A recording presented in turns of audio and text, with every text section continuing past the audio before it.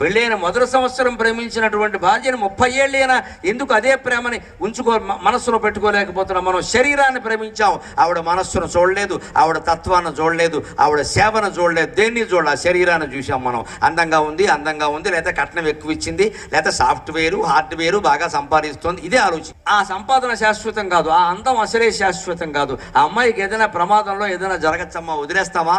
ధర్మం అది. ఖచ్చితంగా మన హిందూ ధర్మం ప్రకారం ఇందాక కాళిదాసు భార్య ఏం చేసిందండి? అతను ఏదైనా సరే, చదువు రాకపోయినా సరే, అతనే తన భర్త అని భావించి అమ్మవారిని ఆశ్రయించి చదువు వచ్చేలా చేసుకుంది. కానీ చదువు రాదు కాబట్టి విడాకులు ఇస్తానని చెప్పలేదండి. అటువంటి విద్యాధరులు లాంటి స్త్రీలు తయారవ్వాలమ్మా. మన ఆశయం అది, మన ఆలోచన అది. ఎట్టి పరిస్థితుల్లో వివాహం అయింది అంటే ఏం కానీ ఎంత ఇబ్బంది పడినా అదే భర్త అదే భార్య ఉండాల్సిందే, జీవితాంతం గడపాల్సిందే. అప్పుడే పార్వతీ పరమేశ్వరుల కటాక్షం మనకి